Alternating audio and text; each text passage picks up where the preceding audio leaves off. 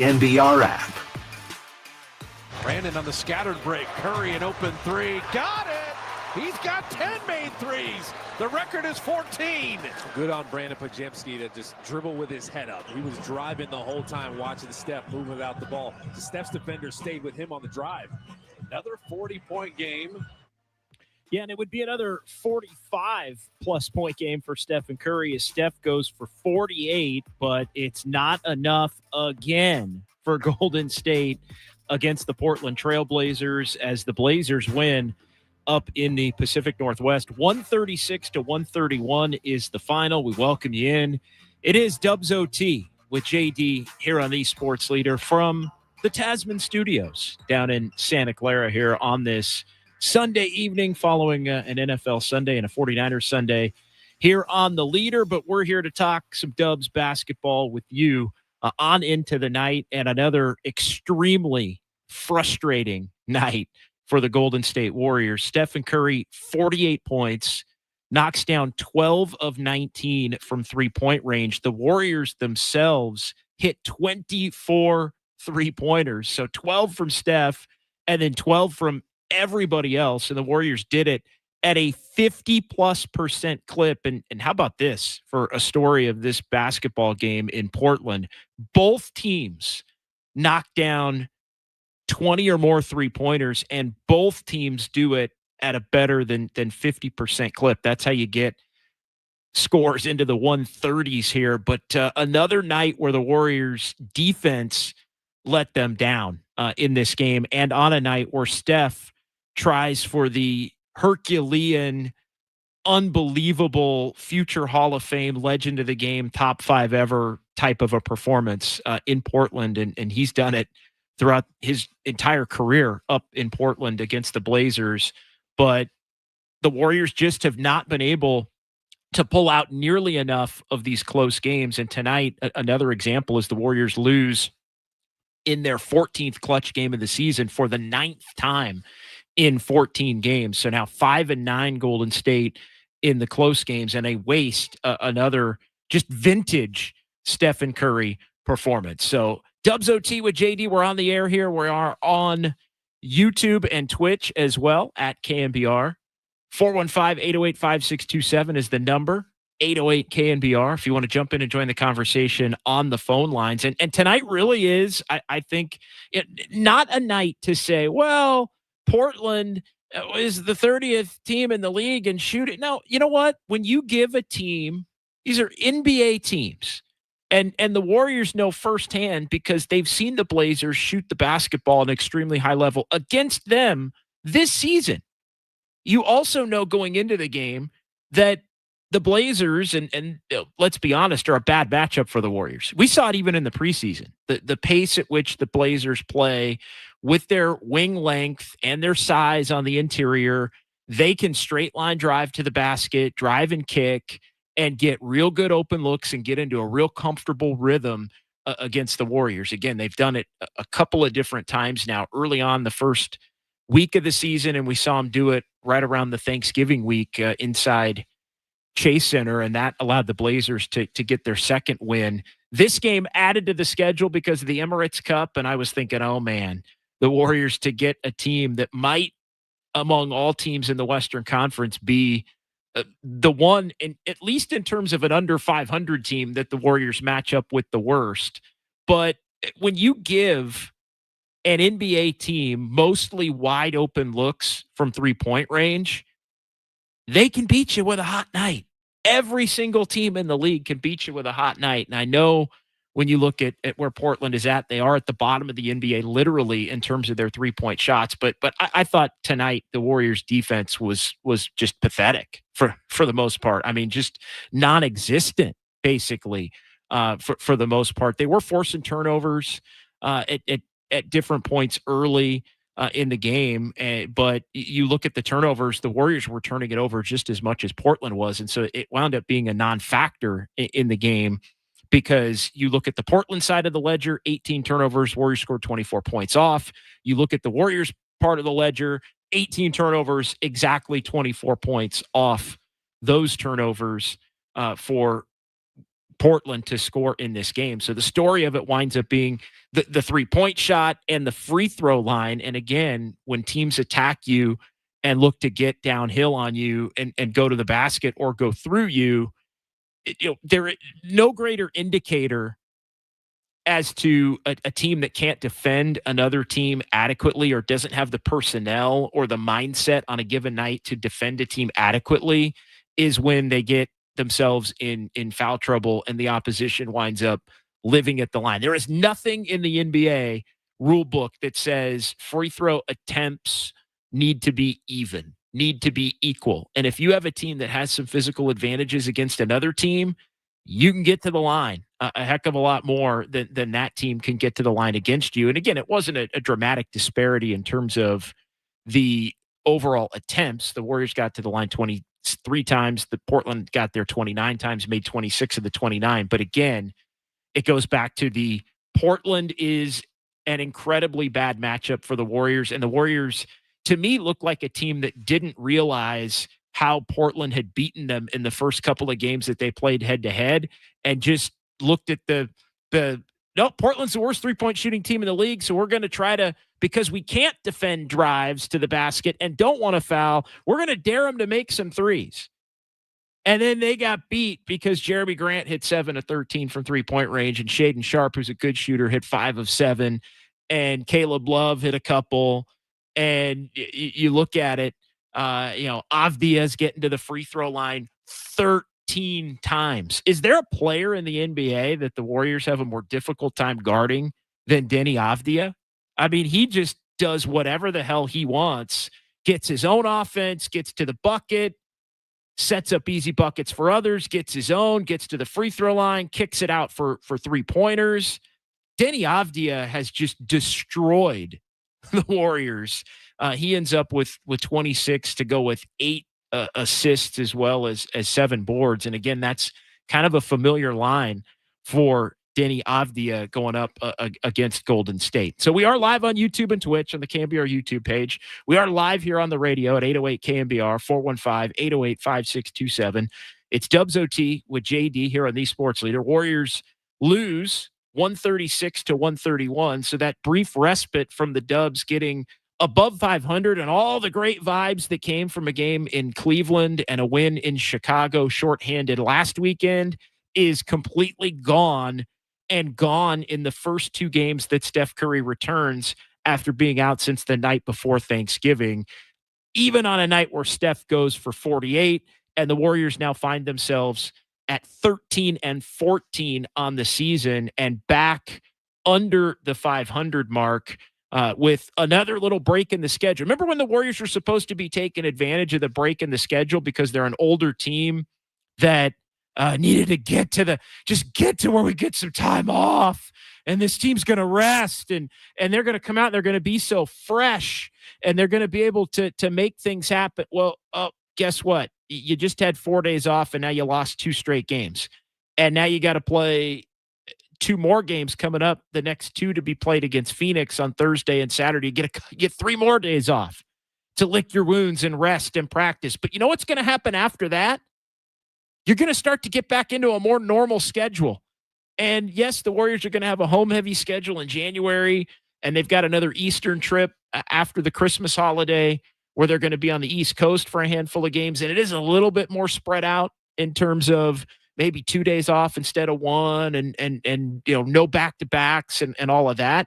But you know what? The schedule in terms of an older team having to get out there and find the energy to compete and get on a little bit of a run to try and separate from 500, you're going to be right back on that cycle of every other, maybe an extra day here and there. But the back-to-backs are coming, folks, in January. They're coming here in a couple of weeks. They're coming back. So as much as the story of the Warriors season is the fact that they just flat out aren't good enough around Steph Curry, Jimmy Butler, and Draymond Green, but they have not maximized nights where Steph has been fantastic. I know they did get a couple of the wins in San Antonio, and this felt a little bit like those games, although, again, I don't think the Warriors' engagement level was necessarily where it needed to be collectively in the game tonight compared to where it was going up against a much better team in San Antonio for those 2 games. but they haven't made the most of the nights where the big three play well. Steph specifically plays dominantly, and then they also haven't made the most of the schedule when they have had the favorable schedule now here in terms of the rest and opponents, and they just haven't maximized anything. And so now they find themselves a month away from January 15th when they can officially be open for business. But I'm going to go back to what I said a couple of weeks ago, because I think we're right back here at this same point. This team's got to figure out how to win some games between now and January 15th. And the excuses are just they are falling on a deaf ear for me at this point. This team's just got to figure out with what they have over the next month how to get the job done. And again, it's frustrating. Portland, I think, is the one team in the league that shows you exactly where this Warriors roster comes up short, and shows up at the wing position exactly where this Golden State Warriors roster comes up short, because they've got Avdia, and they've got Murray, and they've got Kamara, and they've got Jeremy Grant, and those guys just kind of put their head down and go and draw and kick and all of that. And the Warriors just have had an inability to be able to match up with that. And again, I think, tonight we can say defense has to be better. We can say, maybe limit the turnovers from 18 down into the, 13, 14 range. And you wind up with a couple extra possessions to get on a run to build a lead, of greater than 10. But immediately when the Warriors got the lead to 10, Portland goes on a run. Immediately Steph is just nuclear to start the fourth quarter. Hits a three to put the Warriors up 7, hits another three to put them up 10. And the Warriors, in less than 3 minutes, the game is tied, and then they're behind on a 12-0 run that came almost at the exact same point in time in the fourth quarter that the Timberwolves run at Chase Center on Friday night came. And then it's basically a back and forth affair, very loosely played, kind of defense optional, get up and down kind of a game. And you know what?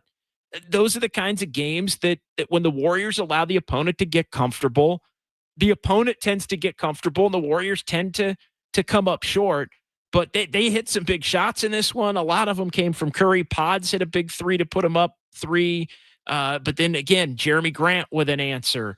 The Warriors there were some 50-50 calls. Again, not complaining about the officiating, but some 50-50 calls that didn't go the Warriors' way. Avdia didn't foul Jimmy Butler after a review, and Portland able to tie it there. But then Steph just going off, hits his 11th three of the night. Hits a 2 after that.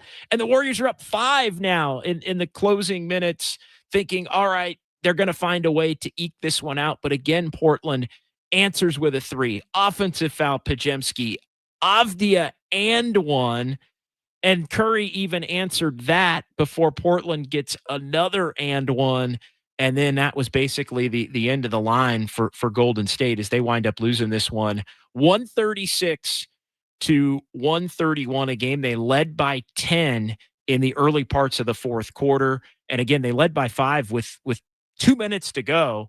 And Portland winds up over the final 2 minutes with a 15-5 run to flip the game. Warriors sent home back under 500, and with a third loss on the season to the Portland Trailblazers, with a couple of days off ahead, dipping now to 13-14. 808 KNBR. Let's get to the phones. Reggie in Vallejo is our tip-off caller tonight here on the Sports Leader. What's going on, Reggie? Hey, what's up, JD? I totally agree with majority of your points. Just the Blazers they're just a bad matchup for us, man. Like, just you can just see the gap in athleticism, I think, in their wing depth compared to ours. I mean, Jeremiah Grant, I don't think he played last time against us when they played at Chase Center, right? I kind of forgot. I don't know if he was in that game. Yeah, he had a game. He had a game against him. The game early in the season where he played really well. I'm going back to just make sure. I think you're right on that. I'm looking it up right now. Yeah. He did. Yeah. No, he did. He didn't play well in that game, but he did play. He only scored 5 points in that game. But we were talking about Avdia. I mean, he had 26, 13, and 6 in that game. And then tonight it's basically a similar line. But yeah, Grant did play in that one, but again, he didn't score or hit the 3 ball at the same level as he did tonight. Yeah, I just think regardless, they're like what you said, they're just a really bad matchup for us because they're more athletic. They've got really long guys on the perimeter that could shut down everybody else. And their game plan was kind of simple. It's like, okay, Steph's going off. Let's make everybody else but Steph beat us. And they kind of did that tonight. Steph still, he's so great, but it sucks to see that majority of the games or the past 2 games he's played, he's went off and, there hasn't been that much help other than, Jimmy 3 for 11 from the field. And then Draymond, he played a pretty good solid game, but 8 turnovers. And a lot of them were just forced actions down the middle, really bad reads or just forced reads. And it's tough because, January 15th couldn't come any sooner, right? They've got to make a move. And I really hope Mike Dunleavy makes some type of move of getting an athletic wing, somebody that can just help them close games like this, because we could have walked away with this one a couple times.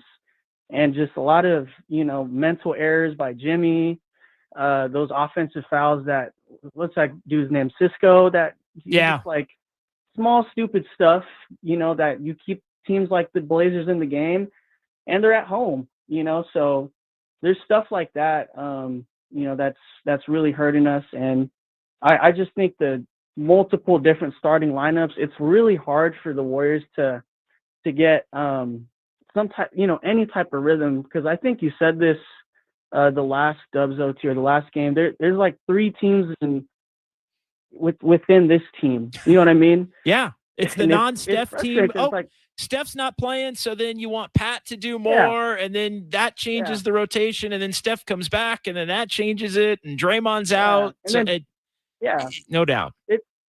There's so many variations of this team, and I think that's going to be their ultimate downfall. Is that they don't know who they are. They have no identity to, I don't even know what game this is now. What is the 27th game in the season? They don't even know who they are. And there's so many different starting lineups, and it's just like, there's no continuity, so those are all my points, JD. Thanks again, bro. No, I appreciate it. Reggie's line open, 808 KNBR, 415-808-5627. Steve Kerr did address hope to find, more consistent lineups. I mean, 27 games in is a third of the season. I mentioned this on Saturday night. If you do the math real quick on 82 games, 27, 27, 27 is 81 right there. And then you've got the extra one to get to 82. So this is basically the 33% mark of the season for the Warriors, and they're under 500. They're under 500. They're searching for an identity.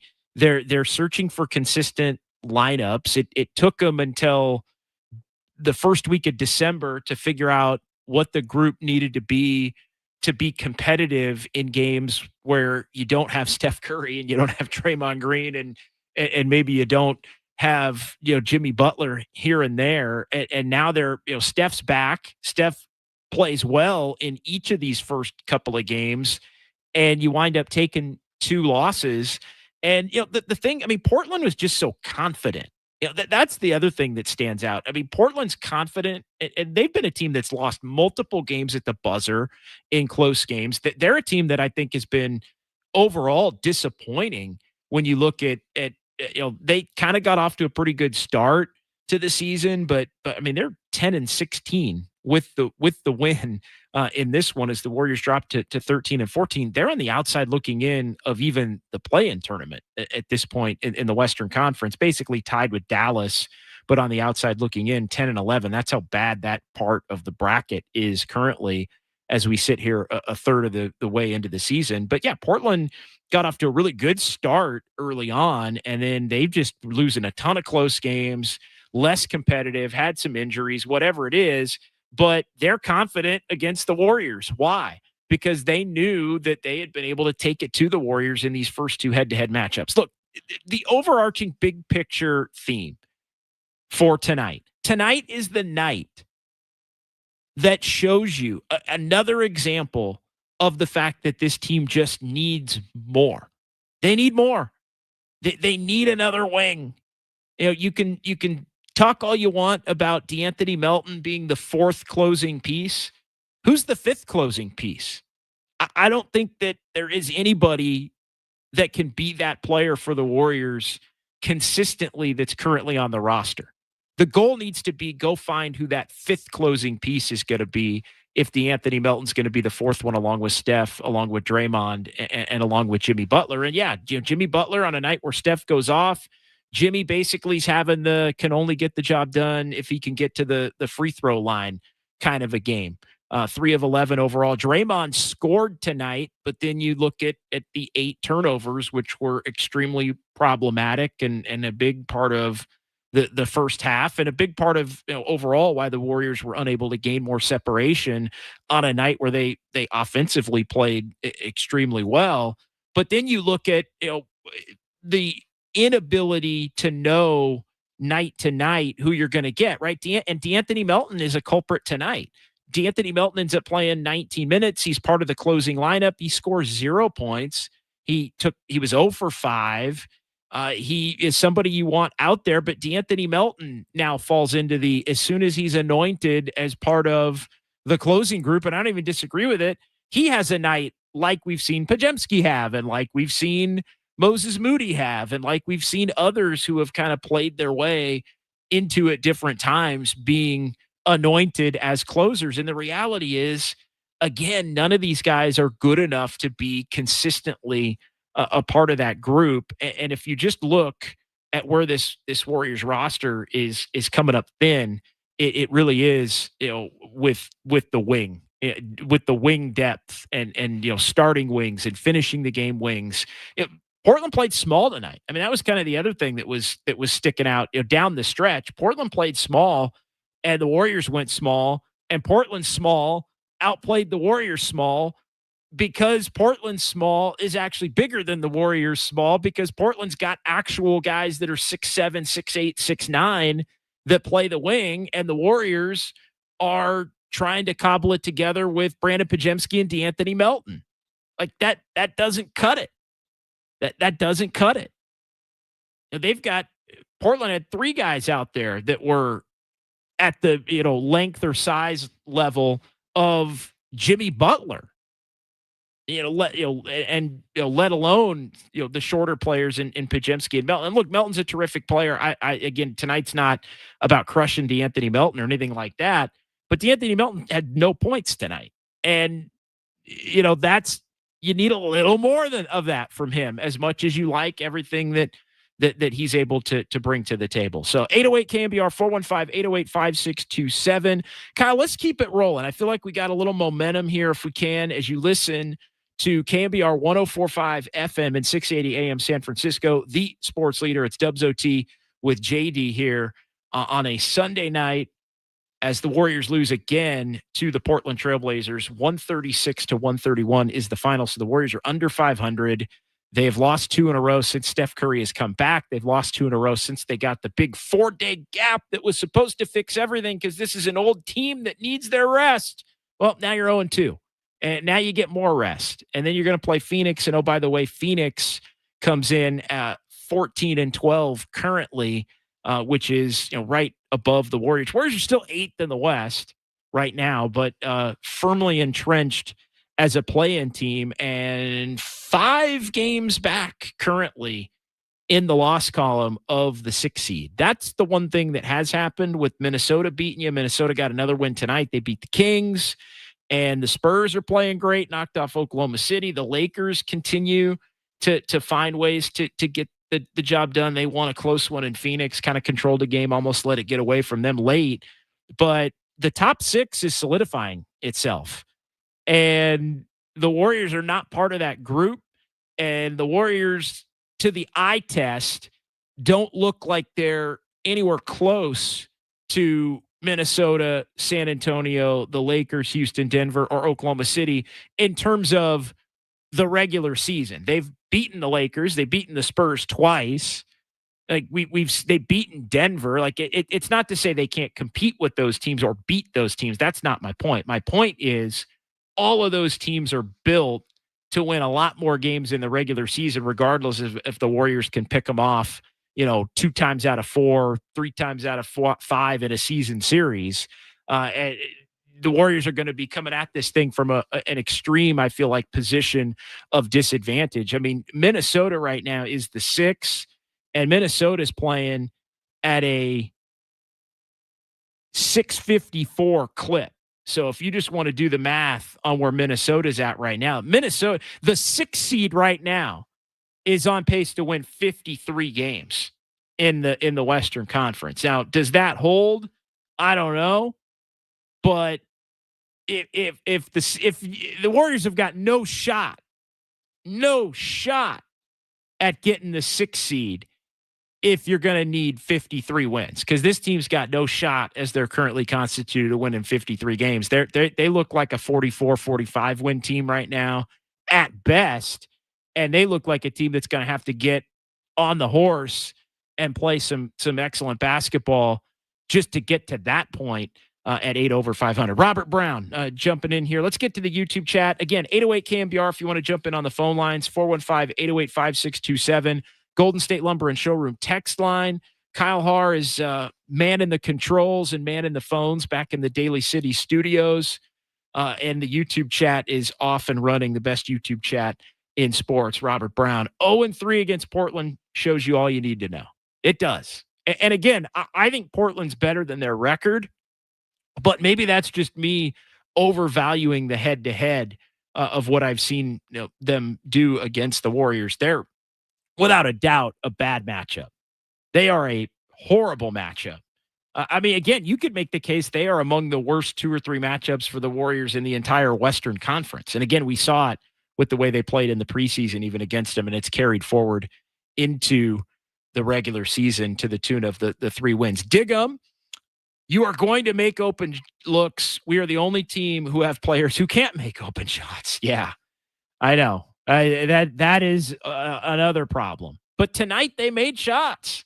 At least they did from 3-point range. Tonight, it's just one of those more frustrating things about the Warriors is, but yet you look up and we can go through the box score and there are guys who did not hit shots tonight. But I think part of the problem for Steve Kerr is you go to the box score and you look at, guys that hit, Podziemski hit shots tonight, guys that hit shots tonight, Pods, Buddy only played 16 minutes. Should Buddy have played more tonight? Well, I don't think anybody necessarily wants Buddy to be playing too much more than about 15 or 16 minutes. But if Buddy's going to play tonight, who's he playing for? Is he going to play for DeAnthony Melton, who played 19 minutes and was basically in the closing lineup but couldn't score tonight? Moses Moody hit some shots, ended up with 12 points. So you're always night to night trying to find the right guys, and it's always somebody different every single night. So you just don't know what you're going to get night to night. Tonight, the Warriors made 24 threes. You know how rare it is to lose an NBA game when you make 24 threes? The Warriors out 3-balled because of Steph. Portland, they out 3-balled them. And I know Portland only makes 12 a game. Well, they made 20 tonight because the Warriors allowed for them to get comfortable. And again, I think on a night where guys were hitting shots, the defense wasn't there. Steve goes to the guys that I think he thinks gives them the best chance to finish the game, and they wind up coming up short because maybe some other guys on this particular night would have been able to hit a couple of extra shots, but they've sort of played their way out of the rotation or at least the closing lineups based on the way that they've played more recently. Again, talking about Moody and talking about Buddy Hield. But yeah, good comment there from Diggum. Joke's on you, JD. If Kyle is the coach of the year because of the wins he generated with a hurt team, then Kerr is having the opposite season, just bad losses. He's not getting re-signed. Year 4 of this noise. Yeah, I do think, Steve is a free agent at the end of the year, and he wants to be on a 1-year, year-to-year kind of a thing. He's talked about it. Look, if this team doesn't make the playoffs, he's not coming back. Like, I will say that, because this team absolutely should make the playoffs. Again, they're but playoffs is not what the goal was for this team. So, and to your point about year 4 of the noise, joke's on you.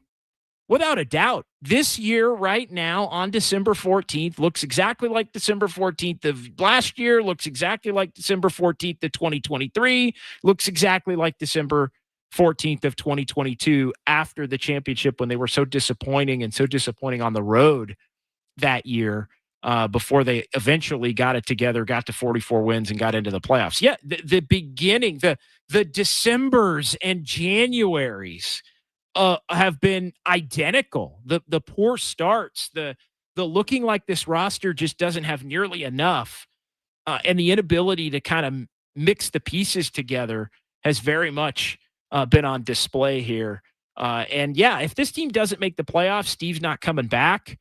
But I think, jump off that bridge when you get to it. At this point, like, I don't even disagree with it, but I mean, making the playoffs is not something that should even be in anybody's mind, in terms of even a possibility, as things currently stand right now.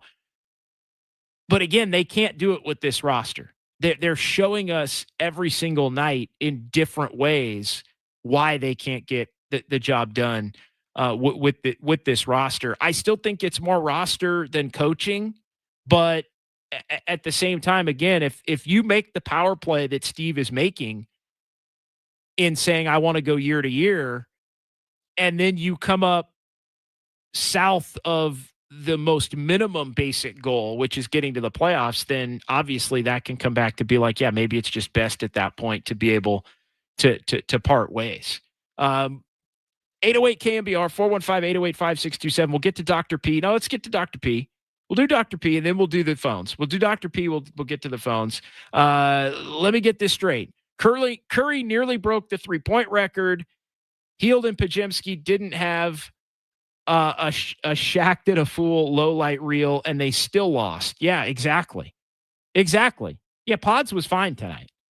Brandon Pajemski played well tonight for the Warriors. And yeah, Buddy Hield hit some shots tonight, and it's just the inability to defend against a Portland team tonight that doesn't typically shoot the 3 ball as well as they did. But again, that when I say that, Portland outshot their normal 3-point percentage. That's not to make it sound as if it was some kind of freaking magic as to how or luck that Portland beat the Warriors and that the Warriors deserve to win the game. You got to go out there and try to defend these guys and not just give them wide open looks. I think the quality of looks that Portland got tonight, it was just despicable level defense. And I don't care if you should not, after watching this Warriors team play against Portland, think that you're going to go into a game like tonight and give Portland a bunch of wide open looks. That is the reality there. All right, let's get to the phones. Back to them we go. 808 KNBR. Danny in Vancouver next year. Dubs OT on the Sports Leader. Hey, Danny. Despicable is a good adjective. It was horrendous, my friend. Horrendous defense. Like horrific defense. I don't even know where to start. That was hard to watch. I mean, I've watched so many Warriors games. I can just almost see it coming sometimes. And they would get a bit of a lead. They would start to pull away, and then there would be a horrendous turnover. I thought Draymond was just horrific as far as bad turnover, killing momentum. I mean, just the turnovers that he had tonight just killed the momentum. And I did a quick calculation. He had 44% of the turnovers for the Warriors tonight. So that was just a killer. So they have tons of offense. It's such a shame to waste an effort like that from Steph. I mean, just a legendary Hall of Fame out of this world effort. It was just so sad, but they just I think that whack-a-mole game is a perfect metaphor for what the Warriors are going through this year. First it's injuries, and then it's the schedule, and then it's Kuminga, and then it's like you said, they were tired, they weren't getting enough rest. So we're just out of excuses right now, JD. It's just completely out of excuses. I don't know what they can do to turn it around, and it's just really hard to watch. I mean, it's just hard to watch. They can't make any stops. There's no point of attack. They can't handle the point of attack. And then when they get one guy going, the other guy goes down. I mean, like you said, Melton didn't have a game. Spencer's now disappeared again, which is kind of sad. And I just don't know how things are going to change. I mean, what are we going to wait till January and then get rid of Kuminga, and then who are we going to add? Who can we give up? So anyways, it was just really, really frustrating. And, it's just been hard to watch lately. So look forward to your comments. Congratulations on the 49ers, by the way. Some positive to end the call. But thanks, JD. Look forward to hearing your comments. Yeah, they've set themselves up. The 49ers have set themselves up here to see what they can make of the final 3 games of the season, and then on into the playoffs. We'll see. And they still got to win, I think, at least one more to assure themselves a clinching spot. But the Warriors have been the opposite. I will agree, in terms of making the most of the early part of the season to basically set up the rest of it. And yeah, Pat Spencer, 7 minutes tonight for Pat Spencer as he goes back to the bench. And, not maybe because of the size and length, the best matchup for Pat Spencer.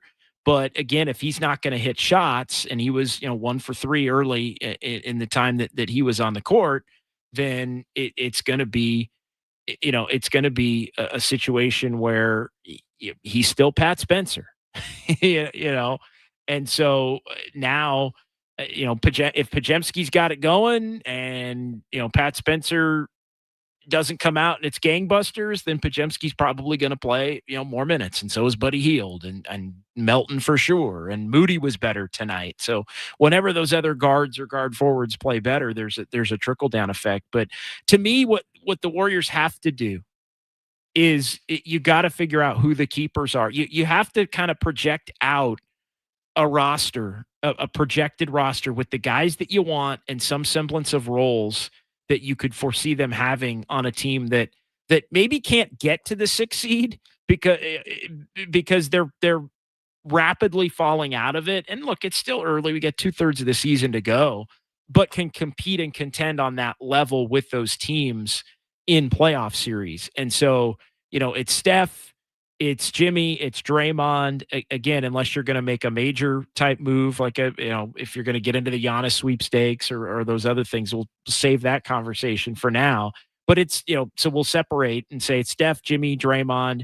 I think Melton's definitely part of it. And honestly, after that, it's probably Quentin Post. And because you like to have, he's played well as a stretch big. He's defended pretty well in terms of the team defensive metrics. And then after that, it's everybody's expendable after that. Like anybody could be shuffled out. You could shuffle out from Pods and Kuminga, throw in Moody, Buddy Hield contract here. But here's the thing. None of these guys are guaranteed to bring back the kind of player that can be a difference maker unless the Warriors are going to be willing to attach draft capital to it. If they're not going to be willing to attach draft capital to it, then they're not going to get Trey Murphy III.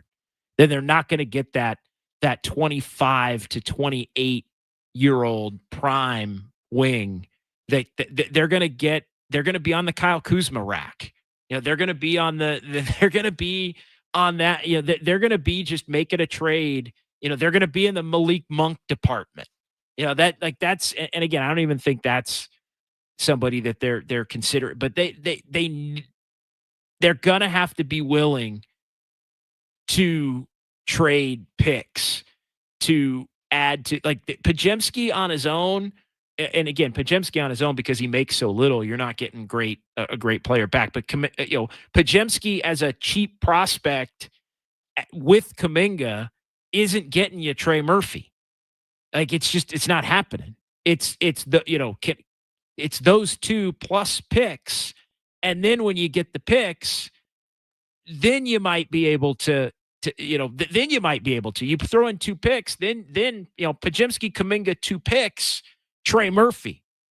And, he's somebody that I do think can open some things up and be a part of that finishing lineup and really help this Warriors team. But does it make him a title contender? Probably not. At this point, but they have to look to make a lot of moves, because look, we've gone through it. There are nights Kuminga has brought it, and then it always gets back to where it is right now. Again, tonight's not about Kuminga at all. He didn't play. We've seen Podziemski up and down. We've seen Moody up and down. Like, all of these guys, there's zero consistency to a point where you look around and you think any of them can be the answer. They all show you they can be on individual nights here or there, but it's a different guy almost every single night, and you don't know who it's going to be ahead of time. So you're constantly trying to play catch up. You can think it's going to be a certain player or two against a certain matchup, and then those guys don't play well, and you find yourself searching for the next group, and you're always a little bit behind in terms of who you want to get out and have be on the court. All right, 808 KNBR. Let's go about four more minutes in the YouTube chat. Got a couple of phone lines open. Golden State Lumber and Showroom text line is open. Warriors lose this one 136 to 131. It's Dubs OT with JD here on the Sports Leader. Juju Bug 34. Sorry, but I'm more willing to package Jimmy than I am Draymond. Washed on offense, and his passiveness leads to pressure on Draymond to be a creator on offense, which he no longer is. Interesting. But again, the level of player, if you're moving Jimmy, you got to have somebody that's willing to dance with you at that contract number. Is it you're not getting, if you want to do the Giannis thing, it's Jimmy for Giannis plus, 5 picks plus young play. Like, it's just like trading Jimmy, unless it's in one of these big moves, is just not something that would be on the table. I don't think Jimmy Butler's the problem. I don't think Jimmy Butler's the problem, and I wouldn't necessarily look to make Jimmy Butler the solution unless you're getting a bona fide star back in return. I think the answer is look to package others. And again, I don't think Draymond's going anywhere necessarily either, unless it is in one of those packages for a big-time player like a Giannis. But good thought there. No cap. Steph should demand a trade, man. Joe Lacob doesn't deserve his loyalty. All he does is hoard draft picks for when he's gone. It's utterly disgusting. It's got to stop. No cap. It has got, think about it. Like, tonight is everything in terms of just Steph is unfreaking real. Still 48, 12. He damn near broke the 3-point record for single game. 12 tonight. He's just, he is making it happen. Stephen Curry is still playing at an MVP top 5 of all time kind of a level. He doesn't have the help. And so on the one hand, Steph is showing you that if you would be willing to go in, he can still lead you to some pretty amazing things. So why not do it? And again, why not do it when you should know that the post-Steph era is going to suck anyway? Hey, Joe, let me let you in on a little secret. You're going to suck when Steph's gone. Okay, Joe, you get it? You're going to stink. It's going to happen. And why would anybody believe? Why would anybody? It's the worst kept secret in the Bay Area. Like, why would anybody believe that the Warriors, given the way that they've drafted recently, are going to, when Steph's gone, draft guys that are going to be, the next wave? They've screwed it up trying to do it now. Like what? They took flyers on projects, Kuminga, Wiseman, when they could have taken more ready to play players, and they didn't. And the irony is, had they taken the guys that were more ready to play, like a Tyrese, trade back and get Tyrese Halliburton, even just take a guy like Franz Wagner, take Trey Murphy instead of Moody. Some of if you take the guys that are maybe lower ceiling, higher floor, all of those guys have wound up having higher ceilings than even the guys that you wound up picking. So, they have just whiffed on the whole thing, over these last couple of years. But I'm done hearing about 2028 and 29, like the 28, 29, 30. The Warrior, you're going back to it's going back to great timeout. Like it is going back. Shaq used the term. I think he was talking about the Sacramento Kings at one point, and Shaq said, "They're going back to expansionism." I think when they traded Chris Webber back in like 20 years ago, after they had their run with that team that could have won a title, and Shaq said they're going back to expansionism. Because they're tearing the thing down. And yes, Şengün is another one that you could have taken. But yeah, 28, 29, 30. This is going back to 2000, 2001, 2002. For those old enough to remember. Like this is not, it's going back to the in between of we believe and Steph and the 12-13 group that beat Denver. Like it is like, that is what it is going to be. Like, so you are protecting nothing for 28, 29, 30, 32.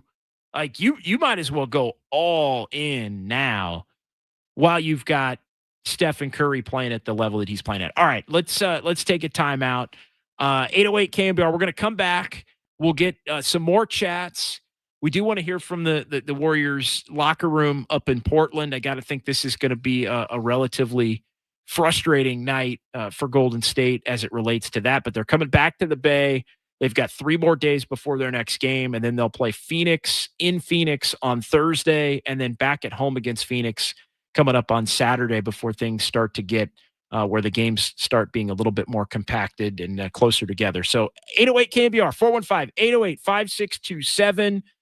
Dubs OT with JD. We are rolling on here. Quick timeout on the Sports Leader.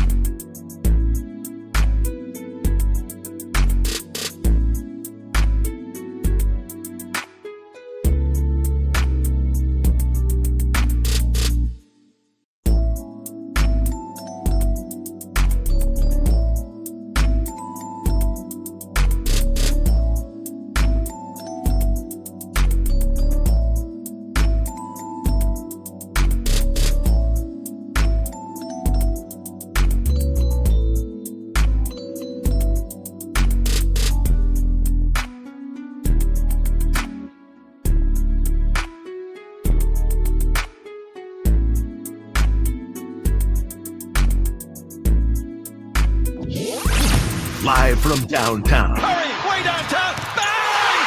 Bang! This is Dubs OT with John Dickinson on the Sports Leader. Streaming live at knbr.com and on the KNBR app. Abdia grabbing on Melton again, dropping inside, flipped up and in. Another foul.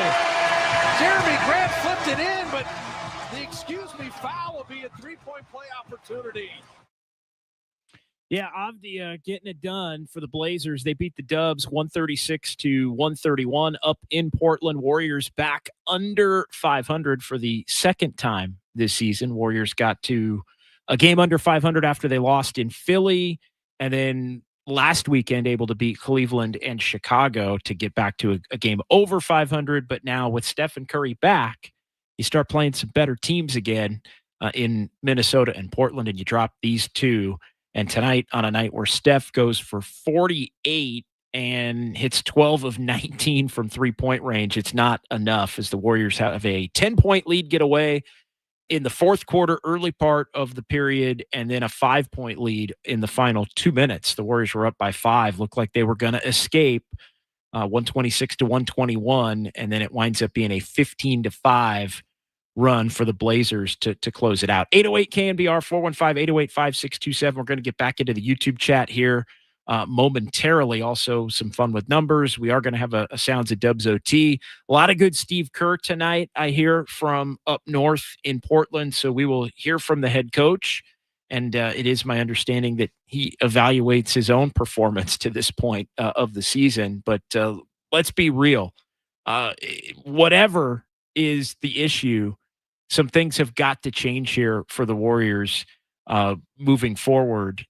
And they got to figure it out with the guys that they have, because they're still a month away before they can look to make a trade. One tweet comment I wanted to get to here from Mark Schultz. And he says, perhaps Kuminga should be on the court in a game like tonight. He's athletic, can defend, may not be a perfect fit on offense, but he would be a useful defending against a more athletic team. All of those things I think are fair to bring up and true in theory.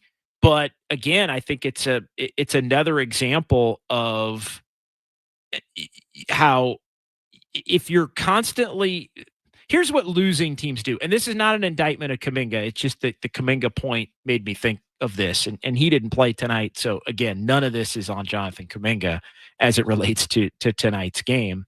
And I'll be honest, every game, I wouldn't be surprised if every game the Warriors lose when he gets a DNP, because we've seen it go the other way at different points. He's got to be smiling a little bit internally, like no joke. But and this happens a lot on this show in particular.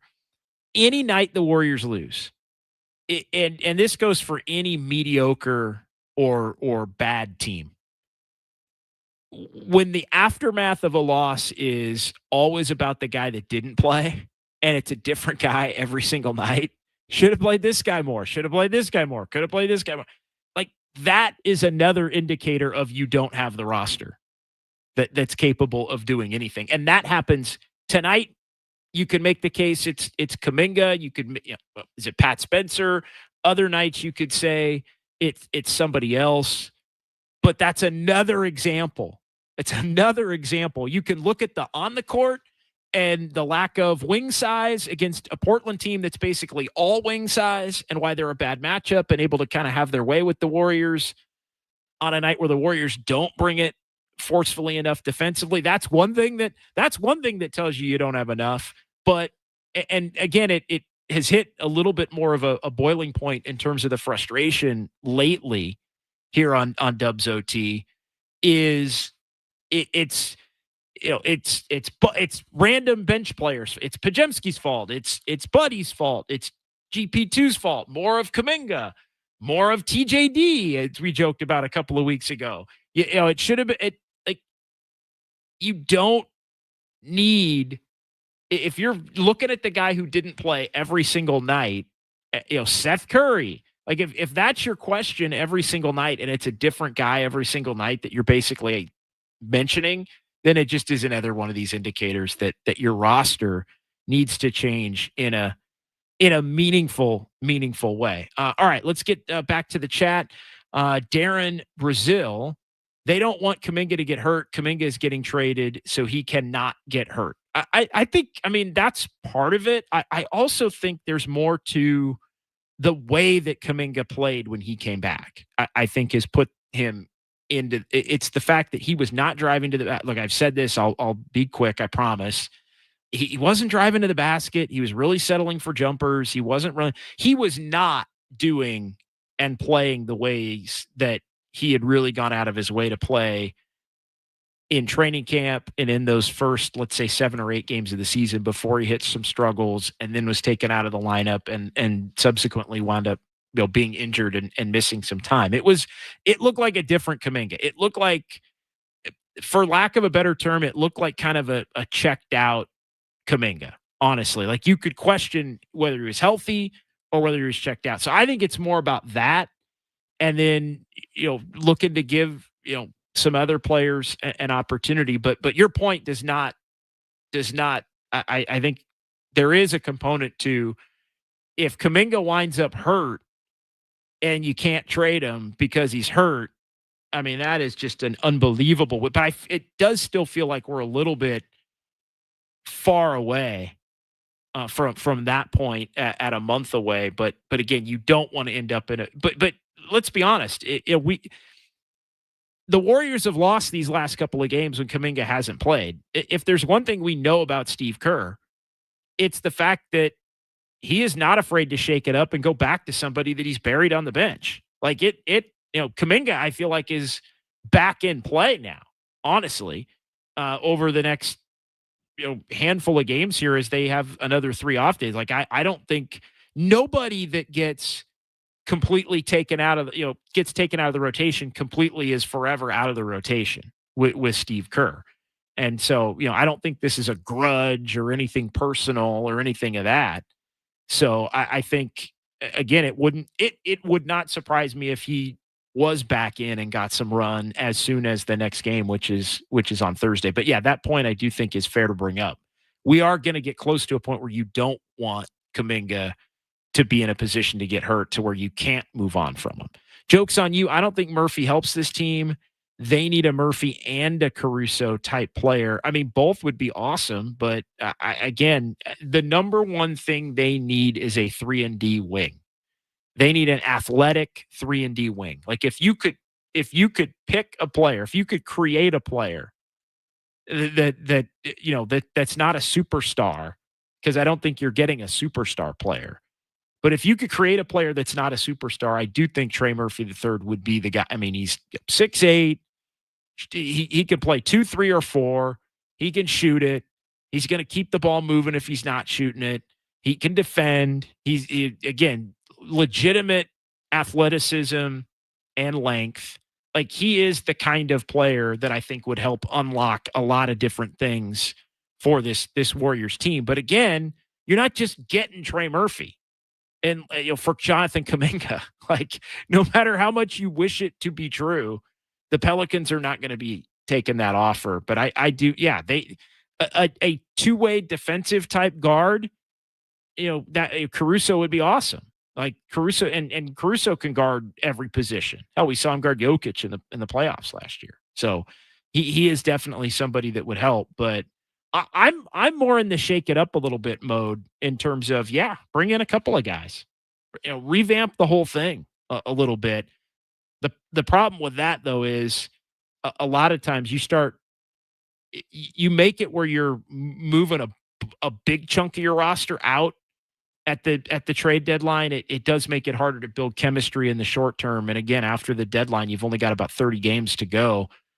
And those 30 games, you're trying to win as much as possible to get into the playoffs to where you can make it right. So the more you shake up in terms of guys that go versus guys that come at the deadline, the harder it is to build the chemistry for that year. And the one thing the Warriors definitely don't want to do is have to kick the can down the road to 26, 27 as that being their best shot to be able to make a run. The problem is, with their record right now, and given the state of the Western Conference, they are in a danger zone of already being,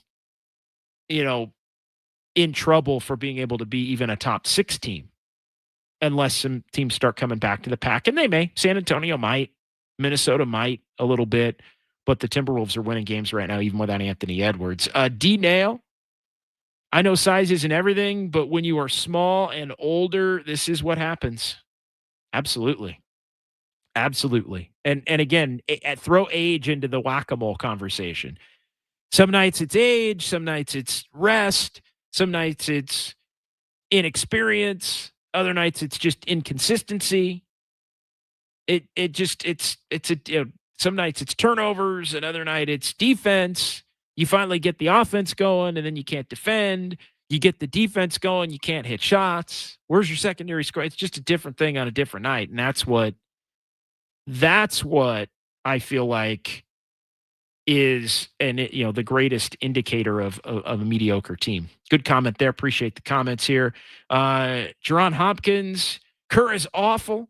Starting lineup 6'5", 6'7", 6'7", 6'8", 7'2". Why does he keep playing small and getting the same results and never change? The Warriors don't have better options. They don't have better options. Like their best starting lineup is probably again, not just factoring everything in. Their best starting lineup is probably Steph, Melton, Moody, Draymond, Jimmy, or Jimmy, Draymond, Post. Like, that's their best starting lineup. And they don't have the wing players that are good enough. Kuminga has the size. He just doesn't have the skill.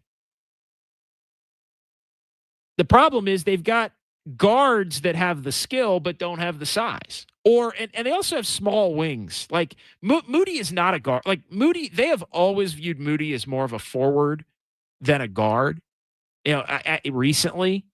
But Moody's still more like 6'4". So he's not really, like, if Moody was 6'8", then you'd have, but if Moody was 6'8", he'd be somebody, he'd be a completely different player. If Moody was 6'8", he'd be, I'm trying to think of a comp, but anyway, it's not coming to me off the top of my head here. But why is it, this I think is also fair. Chris Cash, why isn't Kerr starting the lineups that went 23-8 last year? He hasn't started it once. That is a fact. And that is a fair question as well, because that lineup, and for those that don't know, Steph, Podziemski, Moody, Jimmy, and Draymond. That was the starting group that predominantly, I think they were 17-4, I believe, in 21 games. 17-3, 17-4 in 21 games where that group started together. They haven't started a single game this year.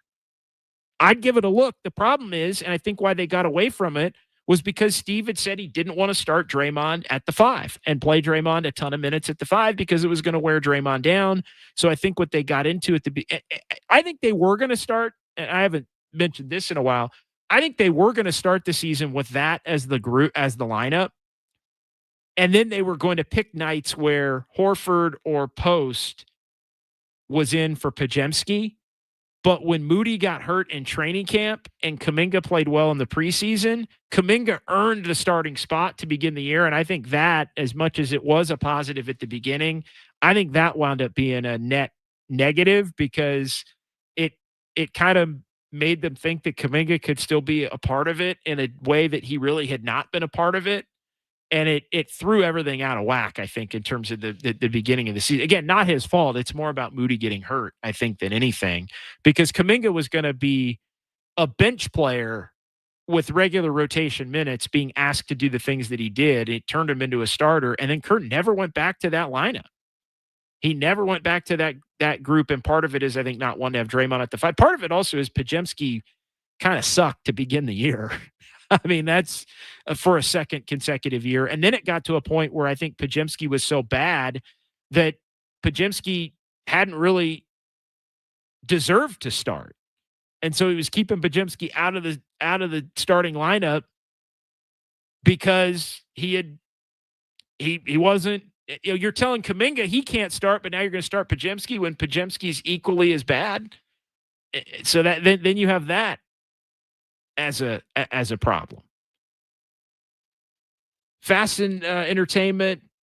Man, when Steph was going off for almost 50, I still knew they'd find a way to lose. 10 years ago, we wouldn't even put that in the same sense. They would have won last year. They would have won this game 131 to 123, like 10 years ago.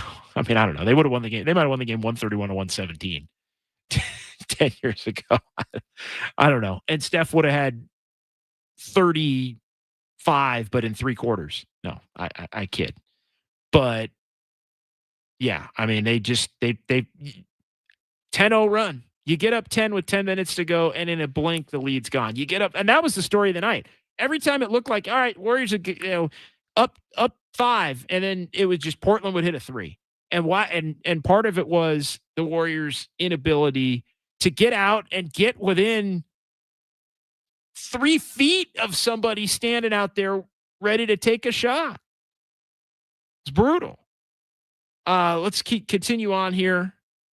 John J. Butler was brought in to be a star next to Steph, not part of the supporting cast. Jimmy is the most expensive role player ever. Jimmy Butler does need to do more. Like that, Jimmy Butler does need to do more. I don't think Jimmy Butler needs to be a superstar level. Like, I think the days of playoff Jimmy and the bubble, I mean, that was 6 years ago almost. Now we're coming up on. Hell, the days of him leading the Heat to the finals against Denver before losing, we're coming up on 3 years ago now. I don't think that Jimmy exists anymore. I think there's a level beneath that Jimmy that he inconsistently hits. And I think part of the reason he inconsistently hits it is because Jimmy at times, and we got to keep it 100. Jimmy at times in his career, and it really wasn't an issue last year, in part, I think, because he had barely played. And let's be honest, his reputation was taking a hit last year because of the way things were going in Miami. But Jimmy, throughout his career, has been selective effort. He has been. He's been a guy that kind of picks and chooses when he wants to go hard, when he wants to dominate, when he has the matchup. And I don't want to overstate it because, again, I think the 3 years ago level is gone. And I think the 6 years ago level is sure as hell gone. But there is a level that I think he could get to a little bit more frequently than he does. And I think part of the reason he doesn't is because he's not mad dogging it enough. He's not in that, like, I'm going to take this over. He does it once in a while. The Warriors, frankly, need him to do it more. Some of it is unselfishness, but some of it is, and people are not going to like this, but some of it is he can be low motor. Some of it is he can be low motor. That's just real talk. That is just real talk. And there is, again, the level that he needs to get to a little bit more consistently. Yeah, estimated eyes, I mean, coasting. Yeah, that's part. There is an unselfishness to his game. And we'll get to Chris Cash here in just a second. There's an unselfishness to his game that I think is similar to LeBron, where it's like, I'm going to make the right basketball play, in fairness. And that's where too often the guys that you're kicking it out to or making the play for have to make the shots to make you look good and have it be, have it all click. And that's where, whether it's Quentin Post or Brandon Pajemski or Moses Moody, it feels like those three specifically more, it feels like to me, Post, Moody, Pajemski have left the most to be desired when Jimmy has really set them up well to hit shots, and they haven't been able to come through and get the job done. All right, Chris Cash. In Jimmy's defense, he isn't surrounded by the same talent in Golden State he was in Miami. No Hero or Bam. Sheesh, no Duncan Robinson either. He starts for the Pistons. Yeah, again, yeah, the Warriors don't have that they have Jimmy and they have Steph. And again, they needed Jimmy. Like, I'm not putting this on Jimmy, but they needed Jimmy. They needed the second guy. The problem, and we've mentioned this a few different times, the problem is they need the third guy. And again, I'm not saying even a star, but who is the third guy? Like, who's the third scorer? And Jimmy's not even the second scorer necessarily. So they definitely need the third guy, because the third guy is a part-time second guy, because none of the other guys can be counted on at all.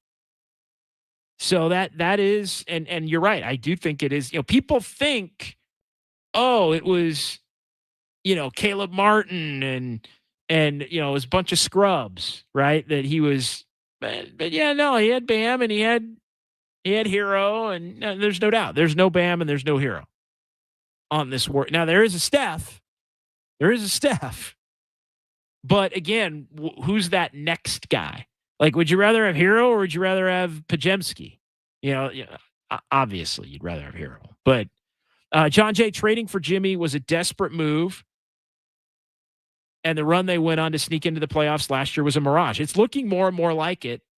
I will say that. I don't think it was a mirage as much as you would be a fool to think that the 31 games would translate to 82 without supplementing the roster in a way that the Warriors didn't supplement the roster. That's the way I would say that. But yes, it was. We can debate whether it was desperate or not, John Jay. But I think anybody that would have believed that the 23-8 was transferable over 82 was fooling themselves in a major way. In a major way. We miss Wiggins. There, I said it. Trade Kuminga for Wiggins in a heartbeat. And nobody wanted to do that. I mean, I don't even think you can do that now.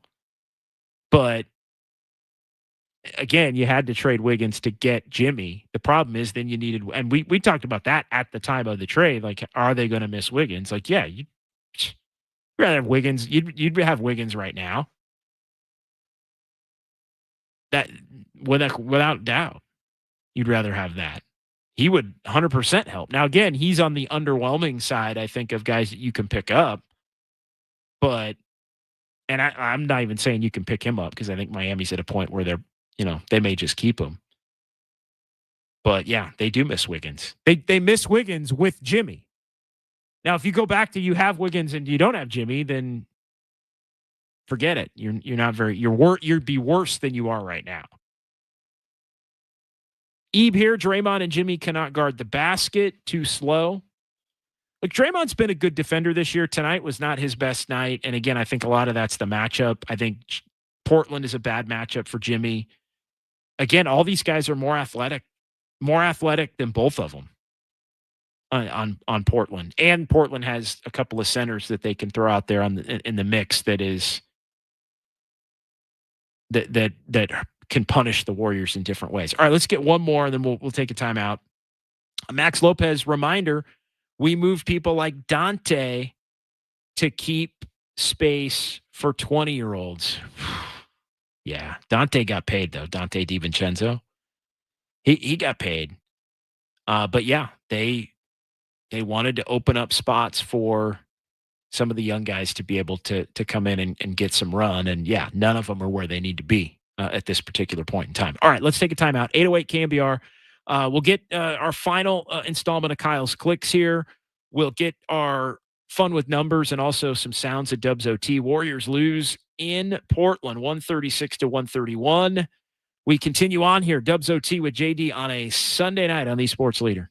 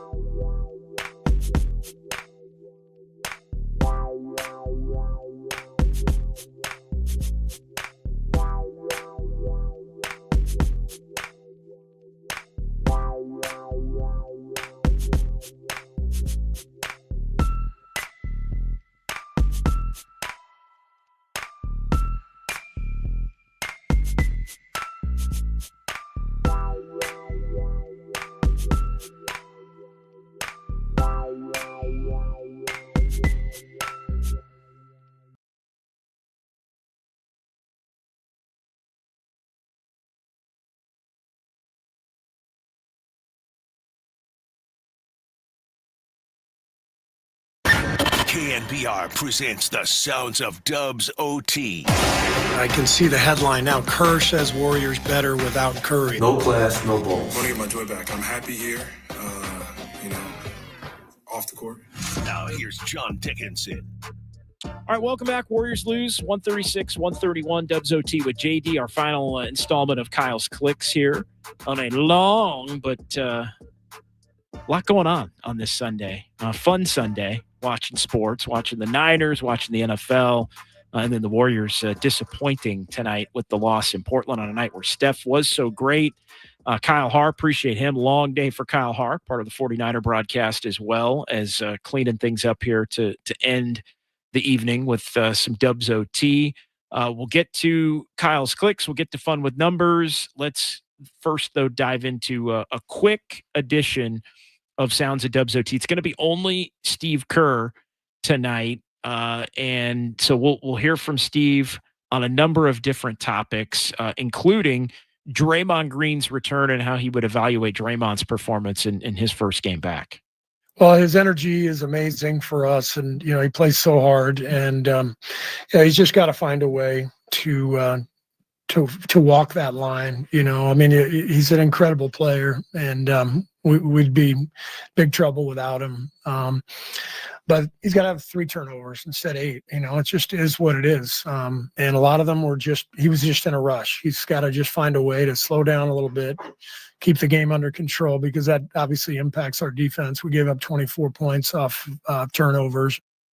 And there you go. And that's a killer. And again, it wound up being even in terms of the game total. Both teams 18, 24 points off. So it wound up being a wash. But, to hear Steve say it directly, he's got to find the fine line between trying to be a playmaker and not being careless with it, not being rushed with it. Turn 8 into 3, and the Warriors probably walk out of Portland with an 8 to 10 point victory in this game. Point blank, bottom line, end of story on that front. All right, let's hear another Steve Kerr clip here moving forward. And Jimmy Butler, the Jimmy Butler conundrum.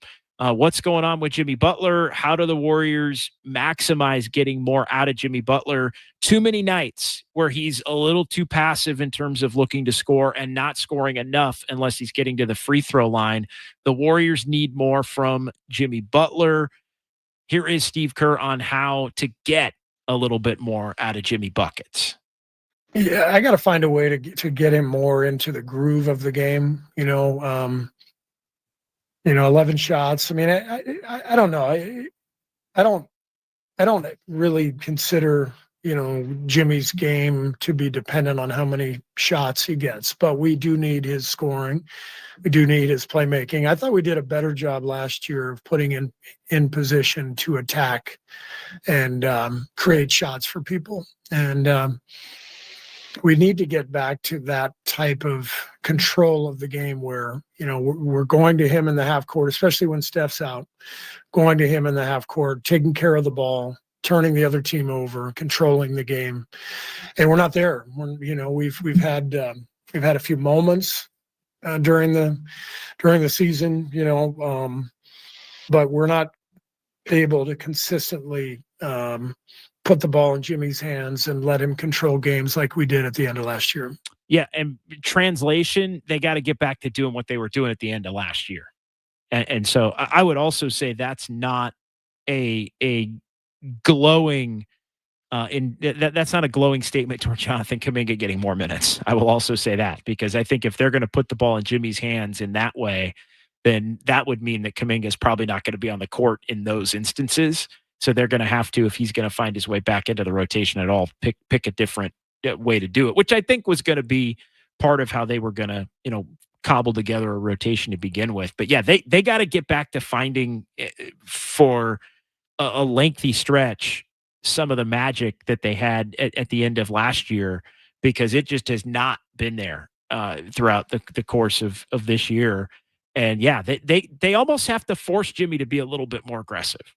And I think the types of sets that they run and where they get the ball in his hands and different times in the game where they expect him to do more, I think is a big part of that. They need to get him the ball in more situations where he can look to score. Problem, though, is he's so damn unselfish that he may just kick it out to Moody, and Moody will miss a three.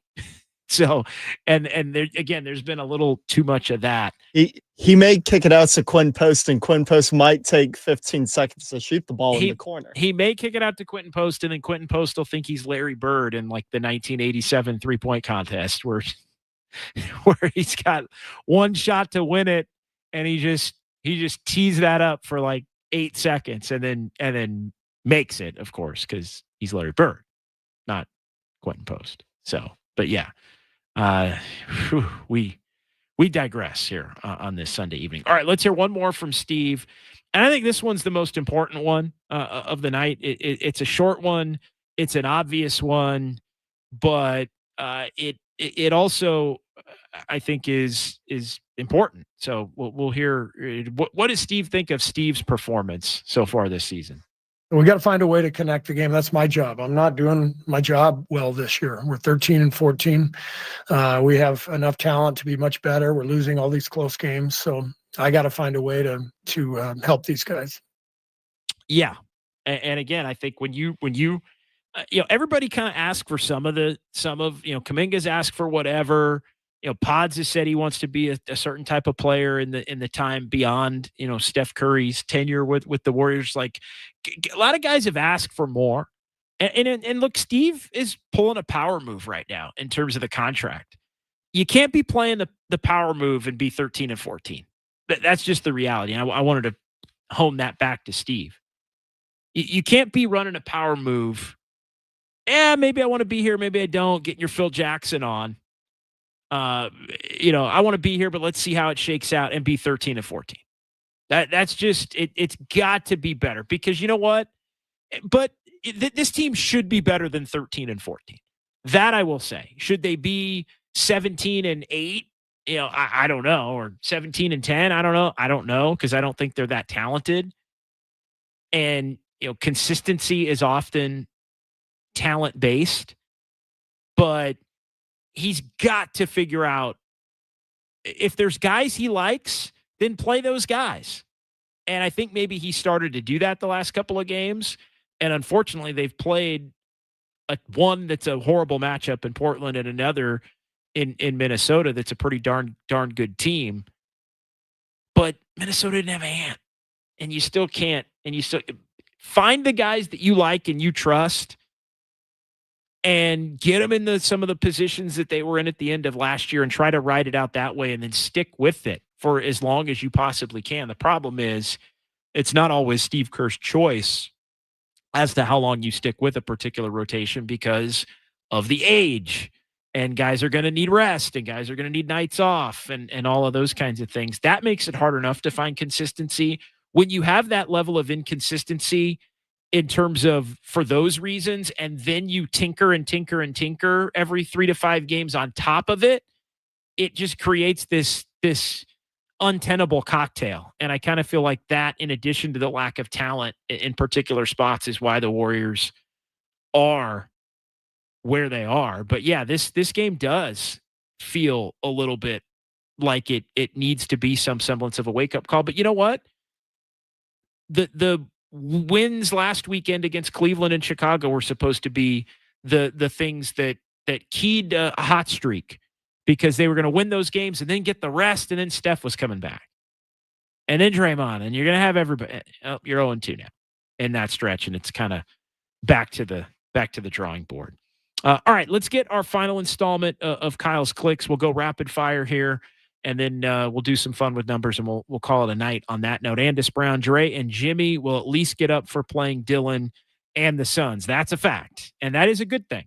That is a good thing. The Suns are a team. The Warriors played the Suns early in the year. I think it was the first week of November, so it was about 2 weeks into the season, and the Warriors did beat them at Chase Center on that night. And that was really I think, when everybody thought the Suns were a bottom 4 or 5 team in the Western Conference. They have not been that to this point. They've actually been a real competitive team. They've been a hard worker type team. They've been a defensive team. Like they've been a high effort team this year. So you're going to have to bring it.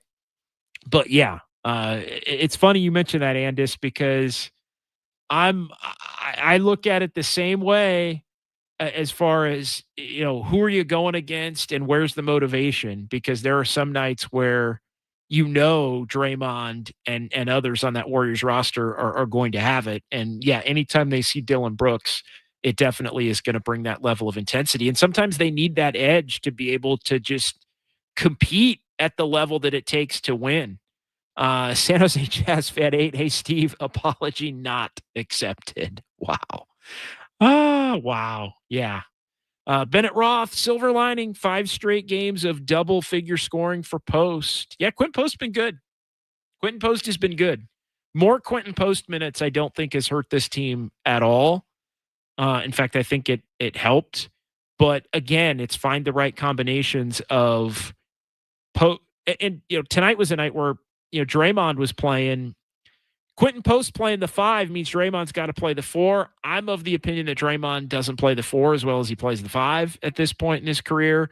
So more Draymond at the 4, I think, sometimes leads to poorer Draymond performances. Again, he did score tonight, but had the turnovers, and both teams finished small anyway. So he was playing the 5 in crunch time. But yeah, Quentin Post is definitely somebody that I think of all the Warrior young players, and Pat Spencer's not young, by the way, he didn't count. But of all the Warrior young players, I think Quentin Post is the one who's had the best and most consistent beginning to his season. Is that right, Kyle?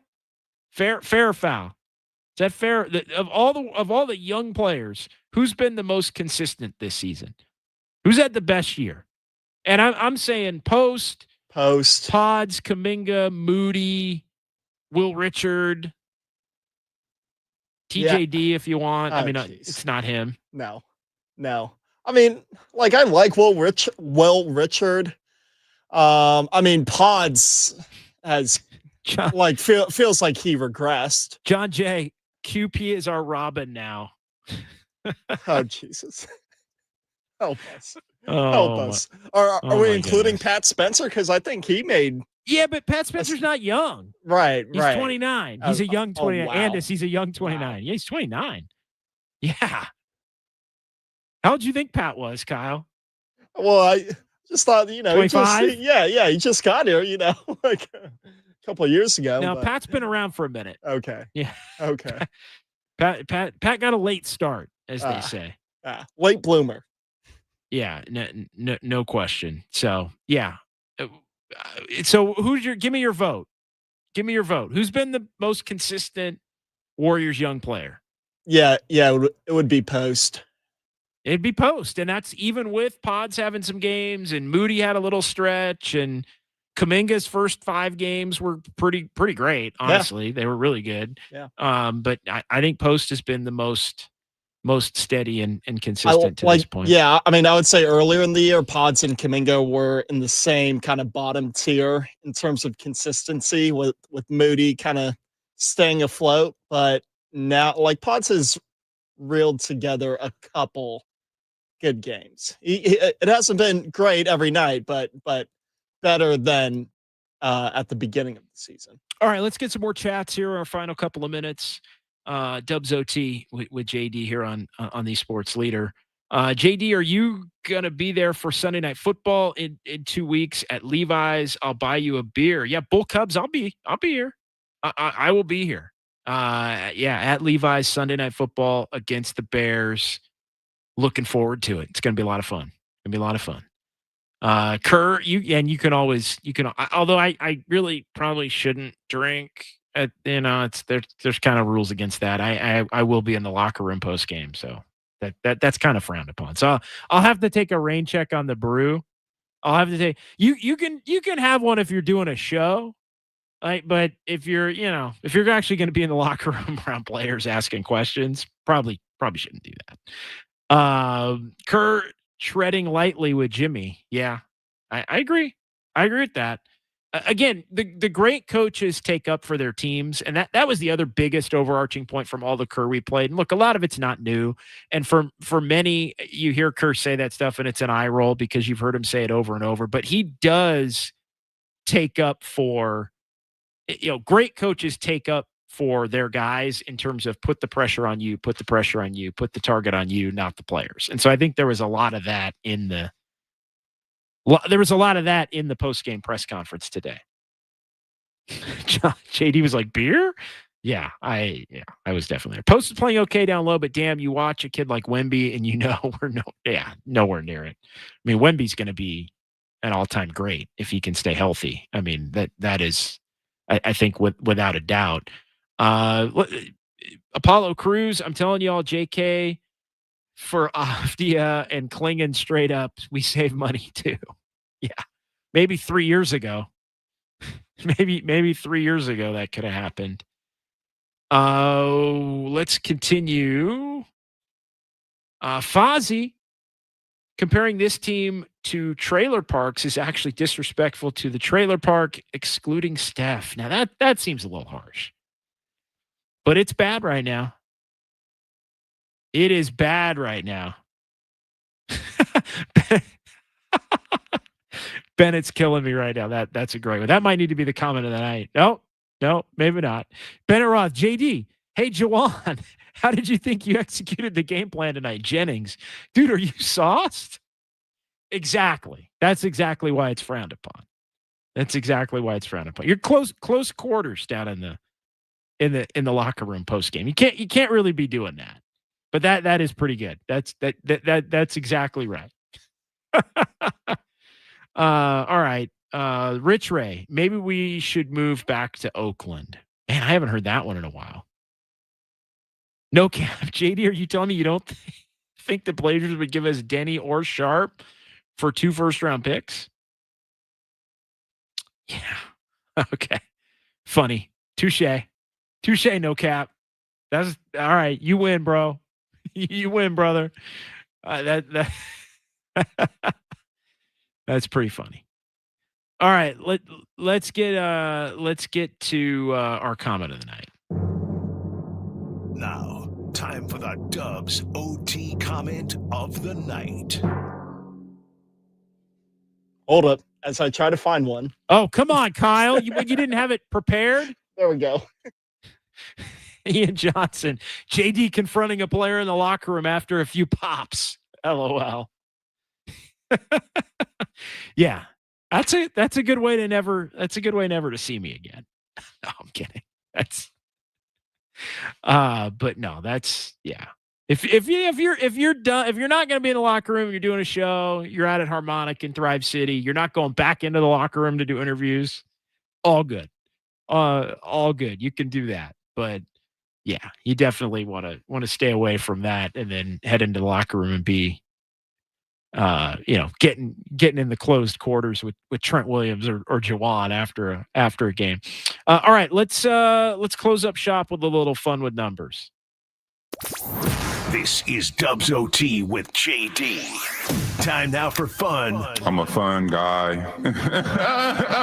With numbers. No, I'm just having fun. On KNBR 104.5 and 680. Streaming live on KNBR.com and the KNBR app. All right, I'm going to do the positive stuff here first tonight, and it's really Steph. I mean, that's 48 for Steph. One shy of the season high. Obviously, everybody knows it was in San Antonio when he scored 49 and 45 in the 2-game stretch there against the Spurs. Curry's 4th 40-point game of the season. It's tied for the second most among all players this season. Luka's got 5, and Anthony Edwards has got 4, along with Steph, Tyrese Maxey, and Donovan Mitchell. So tied for the second most 40-point games. I mean, which one of those are not like the other? I mean, Steph by far at 37 and soon to be 38 at the top of the list. His 45th 40-point game since turning 30, which is the most in NBA history. He passed Michael Jordan.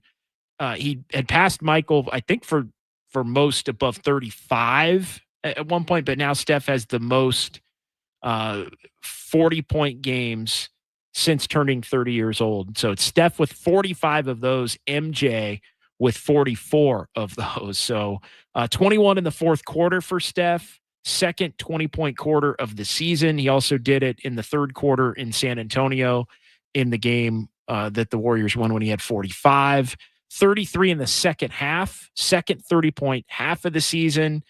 He did it both times in San Antonio. So again, tonight was a performance of the ilk of the San Antonio game. Season high 12 3-pointers, again, 2 off the NBA record, which is incredible. It's also the most that any player has made in a game this season from 3-point range. Steph, again, doing it. And the 6th time in his career he's made 12. Second most is Klay Thompson, who had made 12 or more that many times throughout the course of his career. So again, Steph and Klay, just the greatest shooting backcourt ever. And Steph, in 5 of the last 6 games he's played in, he's scored at least 30 points. So a lot of great Steph stuff, and that's the majority of the positives. Warriors do fall to 13-14, so they're under 500 for the second time. They're back to 6-10 on the road. Again, one more road game in Phoenix Thursday, then back home against Phoenix on Saturday. Blazers win the season series 3-0. They play one more time at Chase January the 13th. And Portland has won the last 3 meetings against the Warriors now overall all this season. Last 2 in Portland up at Moda Center. Portland has the 2 highest point totals against the Warriors this season. 139 and 136. 3 times the Warriors have allowed 130. They also did it against Denver in the game they won back in the first week of the season. 15 different starting lineups for the Warriors. That is the 3rd most in the first third of a season, the first 27 games of a season. And tonight was the 2nd time this season that all 5 Warriors starters scored in double figures. But again, the Warriors lose this game by that final of 136-131 to the Blazers. All right, that's going to do it for us. Big thanks to our guy Kyle Haar in the Daly City studios. And yeah, everybody's right, man. The Blazers do not respect the Warriors. Very comfortable against the Warriors. But Kyle, great stuff tonight, my man. We had Anthony Garcia, I saw in there tonight. Anybody else? I know it was a big, busy day at the Daly City studio with the Niner game and everything. Who gets their props tonight? So I got to start out with Danny because he was running Niners pregame. JD, I'm sure you talked to him. Yeah, Danny Dunn ran Niners pregame. First little bit of the Niners game broadcast. So shout out to him for doing that so that I wouldn't have to work 12 hours. And then Anthony and Ryan, they were both here cutting sound. And honestly, I haven't seen Overnight Dave in a while. So yeah, shout out to Dave. Yeah, great. Good to see him. Great to see Overnight Dave as well. So for everybody back in Daly City, thanks to the callers, thanks to the texters, Golden State Lumber and Showroom text line. Thanks to everybody in the chat tonight. It was a lively chat. We knew it would be.